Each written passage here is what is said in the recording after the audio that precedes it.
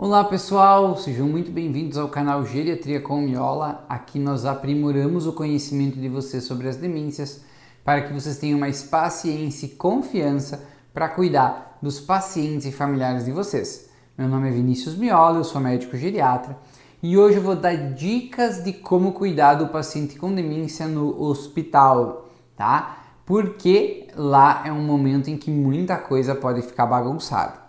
Não esqueça de curtir, comentar e compartilhar esse vídeo com alguém que possa gostar, se inscrever aqui no nosso canal e nos seguir também nas nossas outras páginas, Geriatria com Miola no Instagram e no TikTok, beleza?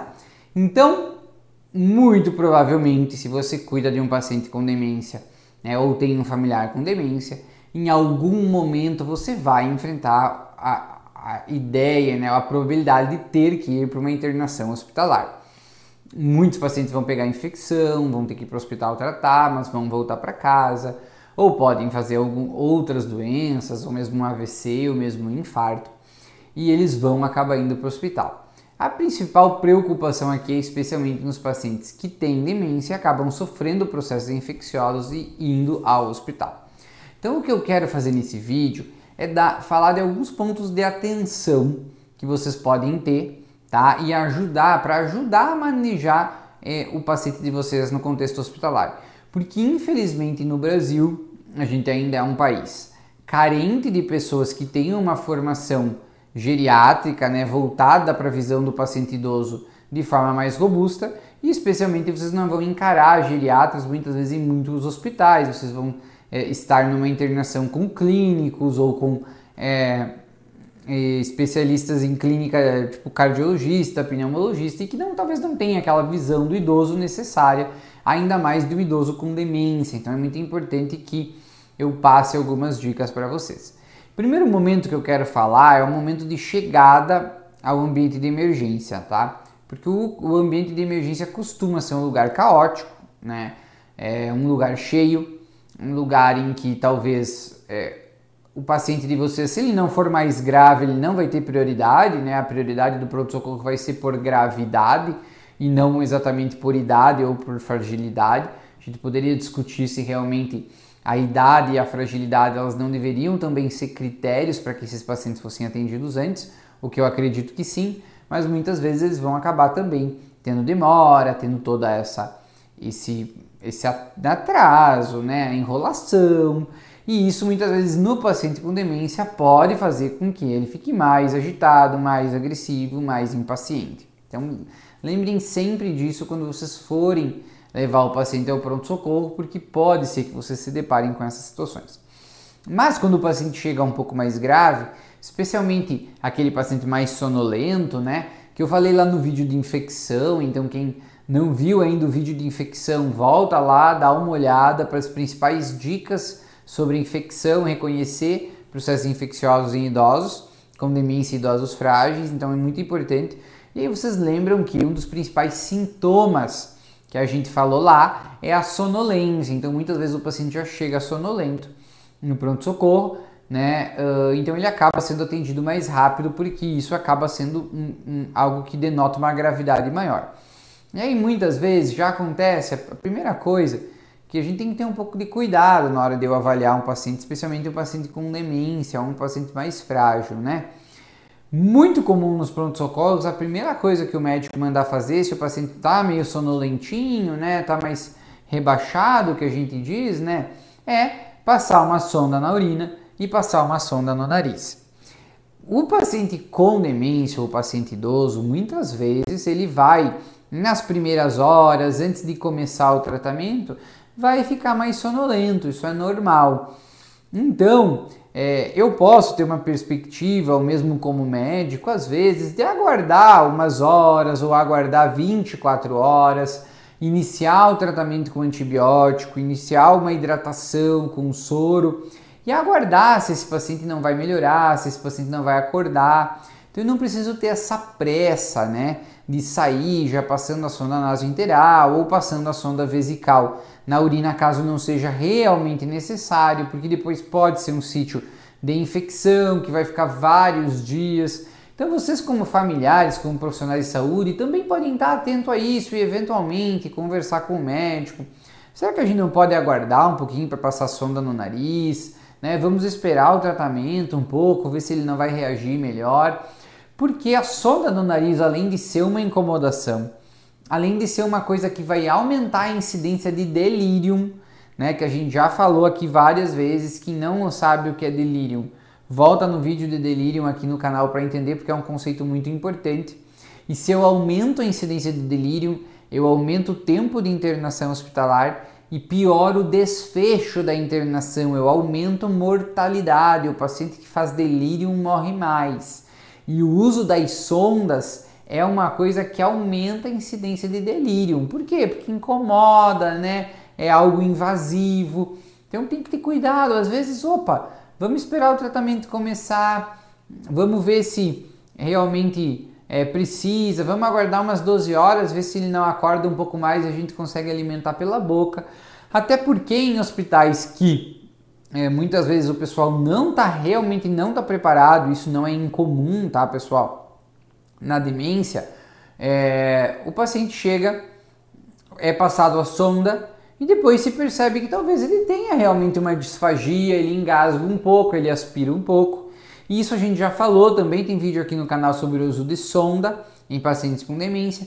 A gente sabe que ele vai engasgar. E aí você pega às vezes um médico que não conhece tanto demência, uma fonoaudióloga que não conhece tanto demência, ela vai dizer, não, ele está aspirando, está indo comida para o pulmão, tem que fazer uma gastrostomia, né? Já tem que botar uma sonda definitiva no estômago. E não é isso, né? Esse é um momento de uma internação, o paciente está mais fragilizado, o paciente está mais fraco. Eventualmente, talvez ele vá precisar da sonda, não estou dizendo que a sonda nasointeral nunca vai ser passada. Mas a gente tem que ter calma, né? Tem que esperar algumas horas, tem que fazer isso com cautela. Não precisa ser a primeira coisa que eu vou fazer no pronto-socorro para esse paciente. Eu posso primeiro hidratar, dar antibiótico e depois reavaliar com calma se realmente ele precisa da sonda ou não. A gastrostomia, o primeiro passo para eu ter uma gastrostomia numa internação hospitalar é eu passar a sonda nasointeral. E eventualmente depois ter uma avaliação precipitada, né? De se esse paciente precisa ou não do uso da gastrostomia.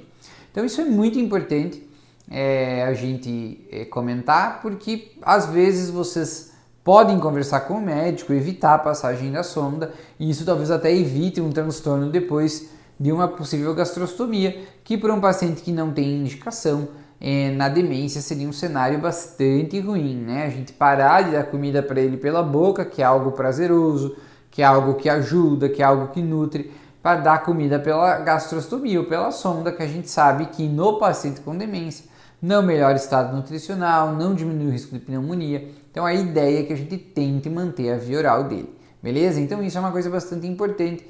Tenham muito cuidado, especialmente em lugares que não tem geriatra ou uma fonoaudióloga que conhece o paciente com demência, para às vezes você não ter uma indicação de sondagem nasointeral ou gastrostomia mal feita.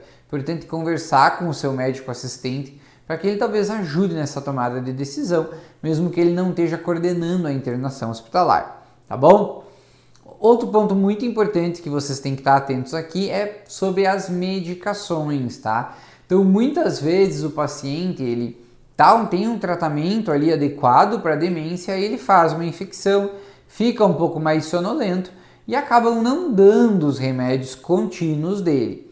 Às vezes vai ter algumas medicações que num primeiro momento eu vou suspender por causa da infecção, por causa da sonolência, mas depois eu tenho que voltar. Então muito cuidado, é papel de vocês como familiar, como cuidador, estar atento às medicações de uso contínuo do paciente, conversar com o médico para ver se não tem que usar uma, não tem que usar outra, não tem que trocar, se tem que suspender mesmo, quando que vai voltar, se vai suspender, vai voltar em qual momento, para que vocês não tenham na internação hospitalar um momento em que fica toda bagunçada a prescrição do paciente, certo? E você acaba não conseguindo reorganizar isso depois na ida para casa, ou quando vai para casa o paciente fica em delírio, fica agitado, fica agressivo, porque não foi cuidado adequadamente das medicações dele durante a internação hospitalar. Os pacientes com demência, eles são os pacientes que mais têm probabilidade de fazer delírio numa internação hospitalar. Então o risco deles, só pelo declínio cognitivo, já é maior de fazer delírio do que um paciente com cognição preservada. E como eu falei já em outras ocasiões, o delírio aumenta o tempo de internação hospitalar e aumenta a mortalidade. Então eu preciso aprender a lidar com o delírio no hospital e eu vou falar algumas coisas para você sobre isso. Antes, não esquece de se inscrever aqui no nosso canal, curtir, comentar e compartilhar o vídeo, mandar para alguém e se inscrever no nosso Instagram, @geriatriacomiola, e no TikTok, @geriatriacomiola, tá bom? Então façam isso agora, não deixe para depois, senão vocês esquecem. Beleza? Então, eu preciso aprender a reconhecer delírio, tá? No hospital, isso é muito importante. O delírio, né? Então a gente tem vídeo de novo falando sobre delírio, é importante que vocês vejam. Ele é uma flutuação na consciência, na cognição, que faz com que o meu paciente tenha momentos de maior atenção, maiores momentos de desatenção, momentos mais sonolentos, momentos mais despertos, ou momentos mais agitados, momentos mais agressivos. Então eu tenho que cuidar muito, por exemplo, questão do sono no hospital. Então é importante que eu tente manter a rotina do sono do meu paciente. À noite, por exemplo, eu preciso que o quarto esteja escuro, eu preciso ter uma ventilação adequada, uma temperatura adequada, certo? Evitar as interrupções da equipe de enfermagem durante a noite. Então só ver essas interrupções se forem realmente necessárias, né? Então muitas vezes o médico ele não presta atenção, por exemplo, se estão fazendo HGT, aquele glicemia capilar no dedinho, no meio da madrugada, aferir pressão no meio da madrugada, né? Sinais vitais no meio da madrugada, medicações no meio da madrugada. Se estão interrompendo muito o sono do teu paciente ou do teu familiar, é importante que você chegue no médico e diga: é realmente necessário fazer essas coisas no meio da madrugada e atrapalhar o sono? Né? Vocês podem pedir, orientar, falar com o médico. Às vezes o médico prescreve e ele nem sabe que estão indo no meio da madrugada fazer as coisas. Mas é importante que eu oriente, que eu fale, você que está lá com o paciente, que você dê esse retorno. Olha, vieram 2 da manhã fazer a picadinha de dedo no meu pai, e o meu pai nem diabético é. Tem necessidade de fazer isso? É claro que não tem. Muitas vezes as pessoas nem prestam atenção, elas ficam na rotina do hospital e acabam fazendo, porque está lá. Então, tem que ter calma, não é diabético, para que fazer a glicemia capilar no meio da madrugada? Ah, tá boa a pressão das 10 da noite, por que precisa aferir a pressão às 4 da manhã? Será que não dá para antecipar o antibiótico da meia-noite para as 8, para facilitar o sono do meu paciente? Então essas coisas eu preciso estar prestando atenção para ajudar, porque o sono vai ser algo que vai diminuir a incidência de delírio do meu paciente. Começou a amanhecer, não é para deixar o quarto escuro, as janelas fechadas e o paciente dormindo. Amanheceu, é hora de acordar em casa, é hora de acordar no hospital. Tem que abrir a janela, tem que abrir as cortinas e fazer com que o paciente acorde, para que também ele tenha esse ciclo do dia e da noite no hospital e diminua a chance de delírio.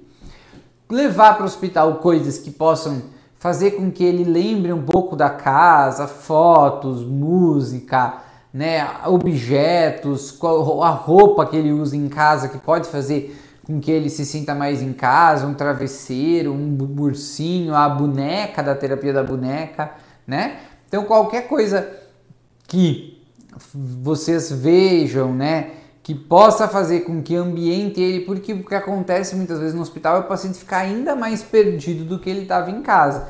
E essa desorientação pode fazer com que piore o delírio. Então, levar objetos da casa, tentar fazer com que ele veja ou tente se familiarizar achando que está em casa também é algo que vai ajudar. Localizar o paciente, então sempre perguntar para ele: olha, aonde que o senhor está no hospital, está numa internação hospitalar, né? É importante tentar conscientizar o paciente disso. Hoje é uma sexta-feira, 13 de setembro de 2020, falar a data, tentar localizar ele no tempo e espaço e, obviamente, manter ele ativo durante o dia, né? Acontece muito na internação, o paciente fica lá deitado na cama, o acompanhante fica mexendo no celular e aí ele fica lá cochilando, acorda e dorme durante o dia e aí à noite ele não dorme e faz delírio e aí piora tudo. Então você que está lá cuidando do paciente, precisa tentar manter ele ativo, fazer alguma atividade, fala com o fisioterapeuta, tira da cama, bota na poltrona, tenta caminhar, faz outra atividade que seja possível para que o paciente fique ativo e diminua a incidência de delírio. Quanto menos a gente conseguir, né, fazer que o paciente tenha menos delírio na internação hospitalar, mais a gente vai estar conseguindo que ele tenha um melhor desfecho, uma internação mais tranquila e vá para casa bem, né, e saudável, tá bom? Então eu queria falar isso para vocês hoje sobre internação hospitalar, espero que vocês tenham gostado. Não se esqueçam de curtir, comentar e compartilhar o vídeo aqui com alguém que se beneficie, se inscrever no nosso canal e se inscrever também nos nossos canais do TikTok e Instagram, @geriatriacommiol. Beleza? Um abraço e até a próxima!